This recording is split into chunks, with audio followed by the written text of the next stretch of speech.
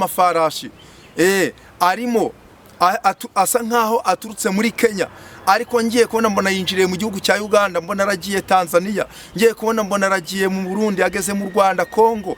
Ngiye kumva numva ijwi ry'Imana rirambwiye ngo tangariza abantu bumva ururimi rw'ikinyarwanda baba bari muri ibi bihugu, babwire ngo Imana ngo ntabwiretse no mu bayobozi ba leta basuzuguye Imana bakarenga ku masezerano Imana yabasezeranyije. Nabonye hari abaguverineri bari gukubitwa, mbona hari abaministiri bari gukubitwa, mbona hari abadepite bari gukubitwa, mbona mu nzego za gisirikari barakubitwa, mbona mu nzego za polisi barakubitwa, mbona mu kiganga barakubitwa. Ngiye kubona mbona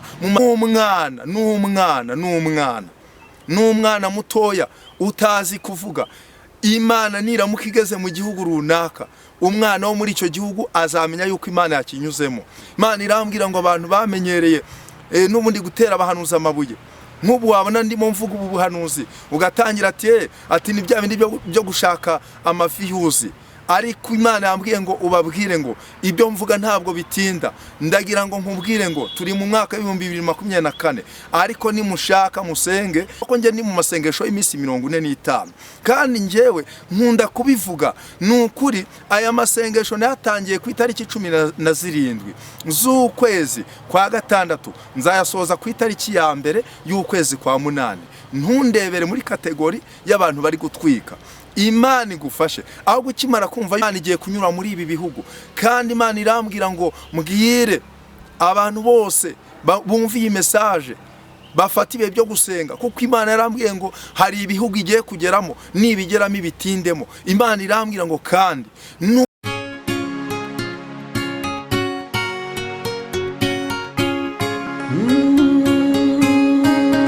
Emana we Yesu we ingoma yawe ni amamare.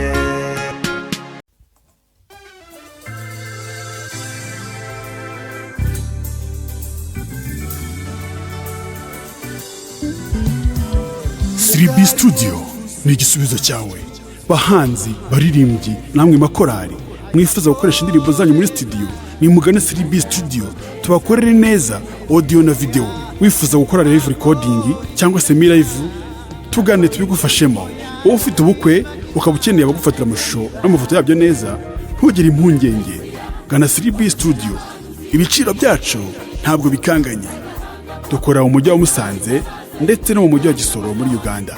Akarusho kandi ku baririmbyi ushaka gukora indirimbo 3 wongezwa iya 4 ku buntu. Ukeneye ibindi bisobanuro hamagara 0788 97 81 24. Siribi Studio ni igisubizo cyawe. Reka tubasuhuze kandi tubifurize amahoro y'Imana ndetse no kugirirwa neza bitangwa na Nyagasani. Kuri uyu munsi wa none twongeye kugira umugisha wo kubana n'umukozi w'Imana. Ntabwo twari duherukanye, ariko nta rwango rwari ruhari, ahubwo n'akazi, ni imibereho, n'ugusenga. Ubwo nimvuga akazi wumve ko akazi kiwe nyine no gusenga, no gusenga. None twongeye kubana, atugeze hari amahoro. Imana ibihererwe icyubahiro. Uraho neza mukozi w'Imana? Yego, turaho, turashima Imana. Yego. Amakuru y'iminsi? Yego. Twari tuburanye. Iminsi yari myinshi. Abantu barakunyishuze igihe kiragera baratuza. Salomo yaravuze ngo ibintu byose bigira igihe cyabyo. Buriya igihe cyari iki? Yego. Igihe cyari iki? Igihe cyari iki? Uko bimeze kabisa. Reka rero tukwakire usenge Imana. Yego. Turangiza duhita dutangira ikiganiro cyacu, kuko ntabwo turi buze gutinda. Mana turagushimye mu izina rya Yesu, habwa icyubahiro kubw'uyu mwanya duhaye. Tugiye gukora ikiganiro, ndasenze kugira ngo imbaraga z'umwuka wera zituyobore, kandi ubutware bwawe bukorane natwe kuva dutangiye kugeza dushoje, mu izina rya Yesu. Amen. Amen. Karibu rero. abantu barambwiye ngo singe ntinda mu magambo. murakoze cyane. Turabaramukije aho bene data baherereye hose, ari abari muri iki gihugu cyacu cy'u Rwanda, ari abari ku mugabane wa Afurika mu bihugu bitandukanye, Aziya, Australia, Amerika, Uburayi. Turabizi yuko abakurikira iyi channel aho hose bahari, turabaramukije. Yesu Kristo ashimwe kandi Imana ibahe umugisha mu byo mukora byose. Kubatanzi amazina ni Munyarubuga Vedaste, ndi umugabo wubatse, mfite umudamu n'abana batatu, ndi umukozi w'Imana muri iki gihugu cy'u Rwanda, ndi umuvugabutumwa, ndi umuhanuzi w'Imana uko Imana inshoboje. Bityo rero ndashimira Imana kuko inyemereye kongera kugera kuri iyi channel Imana Irahari TV. Narimba kumbuye nanjye, ariko hari ibyo Uwiteka Imana yampaye gutangariza abantu. Twihuse reka tugere mu gitabo cya kabiri cy'Abami, dusome cya mbere cy'Abami, dusome ijambo ry'Imana dusanga mu bice 11, turasoma n'umurongo waho w'9, dusome n'umurongo waho w'10. Haranditse ngo nuko Uwiteka arakarira Salomo kuko umutima we wahindutse ukayoba. Uwiteka Imana ya Isiraheli yari yaramubonekeye kabiri, ikamutegeka imwihanangiriza ko atazakurikira izindi mana, ariko niyumvira icyo Uwiteka yamutegetse. Nicyo cyatumye Uwiteka abwira Salomo ati, kuko wakoze ibyo, niwitondera isezerano ryanjye n'amategeko yanjye nagutegetse, nukuri nzakunyaga ubwami bwawe mbugabire umugaragu wawe. Imana igufasha cyane. Imana yasanze impereza ubutumwa buvuga yuko hari abantu batumviye Imana bakaba bagiye kunyagwa icyo yari yarabahaye. Ni ukuvuga ngo uyu Salomo, dusomye ijambo ry'Imana ritubwiye ko Imana yamubonekeye kabiri, imwihanangiriza kutazakurikira izindi mana, ariko Salomo yirengagiza ibyo Uwiteka Imana yamubwiye, arabyirengagiza abirengaho, bituma Imana irakara. Imana ifata umwanzuro wo kuvuga ngo, nari naravuze ko nzakomeza ubwami bwawe, nari naravuze ko ingoma yawe izakomera, ariko none kubera yuko utumviye amategeko yanjye, utitondeye ibyo nakubwiye, nicyo gituma ubwami bwawe ndabukunyaze, mbuhereze umugaragu wawe. Imana idufashe. Imana yasanze irambwira ngo hari abantu yagiriye neza, maze kubagirira neza, bamaze kugera hahandi Imana ibashyize, birengagiza iby'Imana yakoze, barayisuzugura. Hari kondisiyo Imana yaragiye ihereza abantu bamwe, kababwira ngo nimumara kurya mugahaga, muzibuka yuko byose ari ukuboko k'Uwiteka kwabikoze. Nimumara kubona muri mu ngo zanyu, mwabakobwa mwe, nimuzibagirwe ko Uwiteka ari we wabubakiye ingo. Nimumara kubona mwicaye mu biro mufite akazi keza, mwicaye kuri za mashine muri gukora, mwicaye mu biro by'ubucamanza muri gucira abandi imanza, muzajye mwibuka yuko Uwiteka ari we wabikoze. Mana ibaha kondisiyo. Bari kwiga bamwe, irababwira ngo nzabaha kwiga, kandi nzabaha n'ubundi ubushobozi bwo kwiga kaminuza na masters uzayiga, yewe nzagwana buruse uzajya kwiga hanze, ariko nugera aho ugera ntuzibagirwe.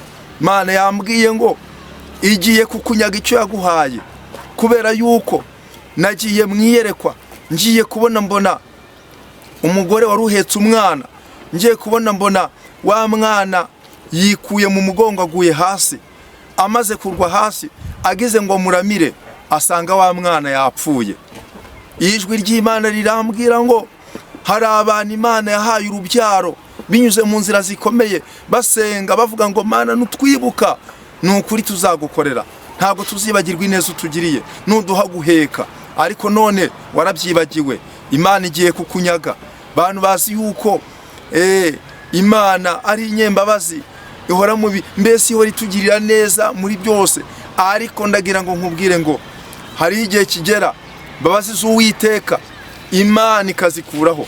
Kubera iki yakubwiye ngo uzanyubahe nzakubahisha, Imana igasohoza ibyo yavuganye nawe, ukaba wibereye mu busambanyi igihe kukunyaga ako kazi yaguhaye. Nabonye intebe yawe n'ubundi hirimye, ngiye kubona mbona uramwaye. Yo, nibutse iyerekwa nabonye ejo bundi, njya nkunda kubivuga, nta handi tumenyera amakuru ni mu gusenga. Fite channel yitwa Amakuru y'Ijuru, mujye munayisura, muyisure, mukore subscribe, mwumve ijambo ry'Imana n'ubuhanuzi Imana iba yampaye nyuzaho. Ariko mu by'ukuri njewe ndi umuntu ukunda gusenga, n'ubu tuvugana ni mu masengesho y'imisi 45, hatagera umuntu mbona. Njya nkunda kubona abantu bari gutera abakozi b'Imana amabuye, ariko nabyo Imana yasanze irambwira ngo aba bantu bari gutuka abakozi b'Imana bagiye guhura n'ibibazo, kubera yuko niba umukozi w'Imana akoze ikosa, wireba ko abahanuzi bose ari abanyamakosa. Niba umupasiteri akoze icyaha, wibona ko abapasiteri bose ari abanyabyaha. Hari abantu bagiye kujya babona imivumo, bahure n'imyaku ku bakozi b'Imana. Imana idufashe cyane. Hari abantu bagiye guhura n'ibibazo Imana yabinyeretse. Ngiye kubona mbona umuntu rwose wari umunyacyubahiro, yambaye ikositime nziza cyane. Nabonaga uwo muntu yaragize amahirwe yo kurira indege akajya hanze. Imana imuha ijambo, imuha n'itorero ayobora. Ngiye kubona mbona ya ntebe, umugabo muremure cyane, mbona araje arayihiritse. Amaze kuyihirika, ngiye kubona mbona wa mugabo abandagaye hasi, hari ahantu hasi. Ngiye kubona mbona agize ngo yeguke biramunanira. Bimaze kumunanira, mbona uwo mwanya inteko zimwuzuyeho zije kureba icyo wa mugabo abaye. Ngiye kubona mbona wa mugabo asebeye mu nteko y'abantu benshi cyane. Imana irambwira ngo igitumye uriya mugabo aseba, Imana yamwicaje ku ndebe y'icyubahiro. Imana yamuhaye ubutware nk'uko Salomo niyo yari yamuhaye ubutware. Uriya Salomo dushingiye ku mateka yahavuka, nta nubwo yari akwiriye kuba umwami, ariko kubera imbabazi z'Imana aba umwami. Bene se bahari, abakagombye kuba abami bahari. Ariko nkuriya Salomo waravutse kuriya mugore Dawidi yasambanye nawe, uriya Mukawuriya. Imana ibyo ngibyo irabyirengagiza. Salomo amaze kuba umwami nawe yirengagiza aho Imana yamukuye bidashoboka. Imana birayibabaza. Uko niko Imana ibabaye ku bwawe. Ibabaye ku bwawe yewe wa muganga we, wowe uneza amatwi. Ibabaye ku bwawe wowe wicara mu biro ugacira abandi imanza. Ibabaye ku bwawe wa muyobozi we, umva iyo wicaye mu biro byawe. Imana irababaye kubera yuko amasezerano wasezeranye nayo utaragera kuri ako kazi ntabwo ari y'urukubahiriza. Imana yambwiye ngo igiye kukunyaga, kandi Imana irambwira ngo abantu barimo bagira ngo ni ibintu byoroheje. Nabonye abantu bari kunyagwa abana, irambwira ngo bari abana bavuye mu masezerano, ngo none ngo kubera ko batubashye Imana, ngo nicyo gitumye Imana ibanyaga bari abana. Ngiye kubona mbona abantu bari kunyagwa akazi bari barahawe. Imana irambwira ngo kubera yuko batagize imyitwarire myiza ngo yabahaye kari akazi, ngo nicyo gitumye Imana ibanyaga kari akazi. None ngiye kubona mbona abantu barimo baranyagwa. Noneho ukabona umuntu yari umucuruzi ukomeye cyane. Ngiye kubona mbona nkabona ibintu byabo biri kunyuramo umuriro, nkabona biratokombeye birahiye. Imana irambwira ngo yakuzamura rimwe, ikakuzamura mu isegonda rimwe, ariko mu wundi munota cyangwa mu rindi segonda Imana ikakumanura. Uko niko Imana yambwiye ngo abantu bagiye kunyagwa kubwo kutitondera isezerano ry'Imana, cyangwa se kubwo kutitondera ibyo bavuganye n'Imana. Ikindi Imana yambwiye, mu by'ukuri muri iyi minsi hari abantu usanga barigize ibihangaje, ugasanga nta kubaha Imana kuri muri bo. Ariko Imana irambwira ngo aleboshise fine sirije zitotaine. Nagiye mwiyerekwa, nababwiye ndi mu masengesho y'imisi 45, kandi nukuri wakwibaza utese ya masengesho uyasenga ute? Nukuvuga ngo njewe ntabwo kumanywa fata icyo kurya, si fata icyo kunywa, mba ndi mu bihe byiza byo gusenga kugira ngo ngwize imbaraga z'Imana kubw'ibintu Imana yanyujijeho muri iyi minsi. Nagiye kubona mbona ngiye kubona mbona amagare n'amafarashi yari ahetswe n'abagabo bakomeye cyane b'abanyembaraga. Ayo mafarashi yarihutaga cyane. Ngiye kumva numva ijwi ry'Imana rirambwiye ngo witegereze ari amafarashi. Mbona ya mafarashi arimo aravuduka. Nagiye kubona mbona ya mafarashi arimo asa nkaho aturutse muri Kenya, ariko ngiye kubona mbona yinjiriye mu gihugu cya Uganda, mbona aragiye Tanzania, ngiye kubona mbona aragiye mu Burundi, ageze mu Rwanda, Kongo. Ngiye kumva numva ijwi ry'Imana rirambwiye ngo tangariza abantu bumva ururimi rw'Ikinyarwanda baba bari muri ibi bihugu, babwire ngo Imana igiye kunyura muri ibi bihugu. Kandi Imana irambwira ngo mbwire abantu bose bumva iyi message bafata ibihe byo gusenga, kuko Imana yarambwiye ngo hari ibihugu igiye kugeramo, nibigeramo ibitindemo. Imana irambwira ngo kandi n'umwana mutoya utazi kuvuga, Imana niramuka igeze mu gihugu runaka, umwana wo muri icyo gihugu azamenya yuko Imana yakinyuzemo. Imana irambwira ngo abantu bamenyereye n'ubundi gutera abahanuzi amabuye. Nk'ubu wabona ndimo mvuga ubu buhanuzi ugatangira ati ni bya bindi byo gushaka amafiyuzi, ariko Imana yambwiye ngo ubabwire ngo ibyo mvuga ntabwo bitinda. Ndagira ngo nkubwire ngo turi mu mwaka wa 2024, ariko nimushaka musenge, kuko uyu mwaka 2025 tugiye kwinjiramo. Abantu benshi muzabona yuko ibyo abahanuzi bahanuye byari ukuri, kubera ko Imana yambwiye ngo yamaye ijambo riri muri Ezekiel rivuga ngo niho bazamenya yuko umuhanuzi yari ari hagati muri bo. Buriya mureke mbabwire, abahanuzi benshi muri iyi minsi bagiye banduzwa n'isi, isi kabanduza, ariko wirebera abahanuzi bose mu nkweto imwe ngo babare nkaho nubundi gutekereza kuba ndi mu masengesho y'imisi 45 ntabwo nkwire kuza gutwikanga. Ibyo byamarira iki? Njewe ntabwo ari uko nguko, ndi umukozi w'Imana kandi sinshobora kuvuga icyo Imana itambwiye. Kandi nongere mbonera no kubwira abantu, nukuri abakozi b'Imana ushobora kubakuraho umugisha cyangwa ukabakuraho umuvumo. Njya mbitekereza cyane, rimwe Imana yigeze inuma ku muntu, umuntu maze kumubwira iby'Imana inumyeho arabipinga, ankuba 0. Imana irambwira ati reka nkwereke yuko ndi Imana ifuha. Muri icyo cyumweru mbona Imana imwiciye umwana yari amufite ari umwe. Utumva ngo Imana igiye kubanyaga, Imana irica, Imana iramwaza, Imana yagukoza isoni nuko. Ariko ndagira ngo nkubwire ngo nyuma ya Imana yari asanze irambwira ngo nubundi afite inda, agiye kubyara undi mwana, nabwo natangarukira agiye kongera ahure n'ibindi bibazo. Uwo mwana yaramubonye bimugoye, ariko icyo akora araza aca bugufi asaba imbabazi. Ndamusengera Imana imugirira impuhwe, imuha undi mwana iramushumbusha, ariko yemera ari uko yabonye iki inkoni. Abahanuzi bamaze iminsi bavuga ngo inkoni y'Imana si poshise fine.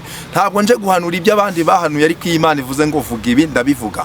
Muri iki gitondo naraye mu masengesho senga, ariko muri iki gitondo ngiye kubona mbona umuntu azanye inkoni iteye ubwoba. Ngiye kubona mbona arimo aravutagura abantu benshi, mbona abantu baraboroga, abakomeye aboroheje. Imana irambwira ngo izanye inkoni yayo igiye gukubita. Kandi Imana irambwira ngo ubu buhanuza abantu bose babwumve. Imana irambwira ngo nikubita mu matorero cyangwa se mu madini, reka mbibare gutyo. Imana yambwiye ngo ntabwo iretse no mu bayobozi ba leta basuzuguye Imana bakarenga ku masezerano Imana yabasezeranyije. Nabonye hari abaguverineri bari gukubitwa, mbona hari abaministiri bari gukubitwa, mbona hari abadepite bari gukubitwa, mbona mu nzego za gisirikari barakubitwa, mbona mu nzego za polisi barakubitwa, mbona mu kiganga barakubitwa. Ngiye kubona mbona mu madini n'amatorero mbona barakubitwa, abayisilamu bamwe bari gukubitwa, nuko nyine abapadiri mbona bari gukubitwa.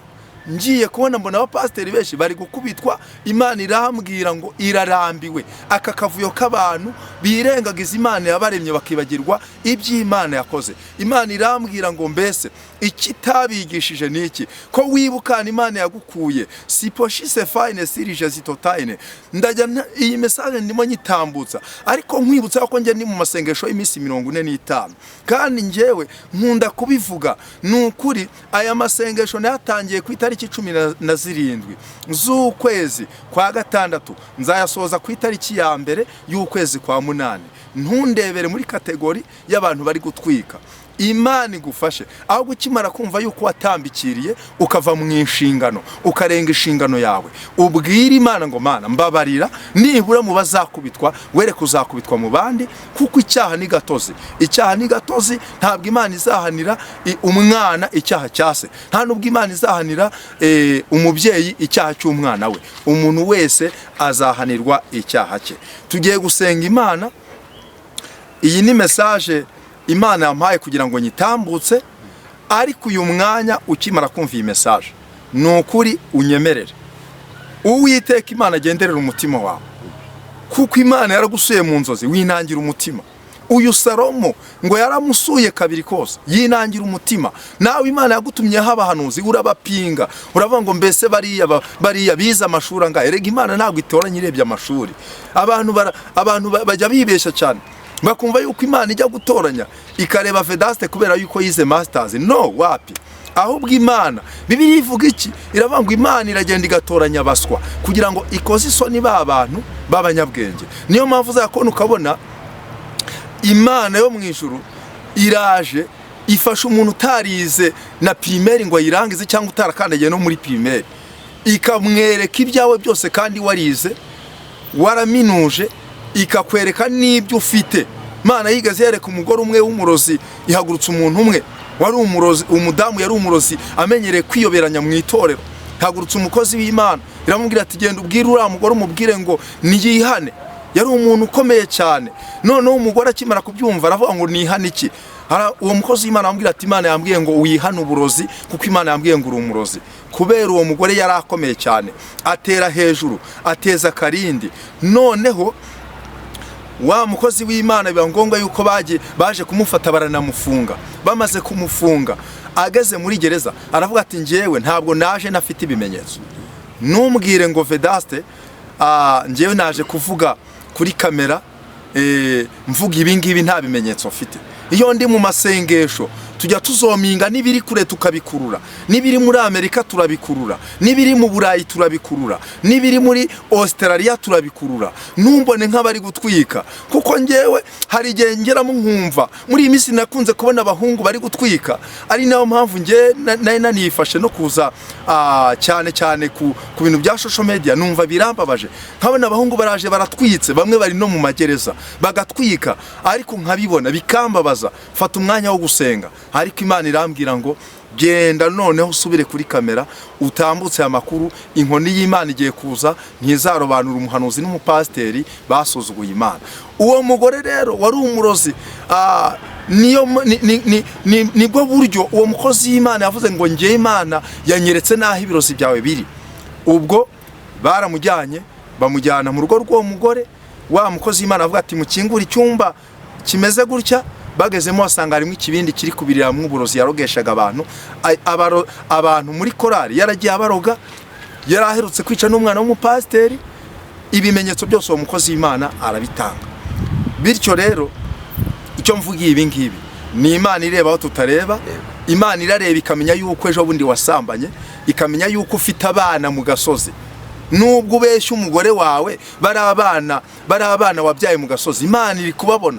Abo ngabo ko wirengagije ibyo wavuganye n'Imana. Nubwo bimeze gutyo, izo nzaratsi wagiye guca kuri ya mupfumu wa mugore w'Imana iri kubibona. Nubwo bimeze gutyo wa mukobwa we, ndagira ngo nkubwire ngo agakungu kawe Imana irakarambiwe. Nubwo bimeze gutyo, ndagira ngo nkubwize ukuri, ntabwo Imana izihanganira indyarya. Ndabivuga magarariye ku maguru abiri, ngewe Vedaste ndabivuga nshize amanga, kuko icyo namenye neza, iyo uvuga ukuri kurivugira, kandi ntabwo bitinda, ukuri kuragaragara. Nukuvuga ngo nabwiye abantu bavuga ngo ijambo ry'ukuri n'ubundi ntiritinda gusora, ariko ikinyoma kiyoyoka vuba. Iyo umuntu avuze ibinyoma bimushyira hanze vuba, ariko iyo umuntu avuga ukuri, kwa kuri ntigutinda kugaragara kwari ukuri. Tugiye gusenga Imana, ariko Imana igenderera umutima wawe, Imana igufashe. Mana turagushimye mu izina rya Yesu Kristo w'i Nazareti. Uyu mwanya Mana ni wowe wemeye yuko nongera gutambutsa iyi message.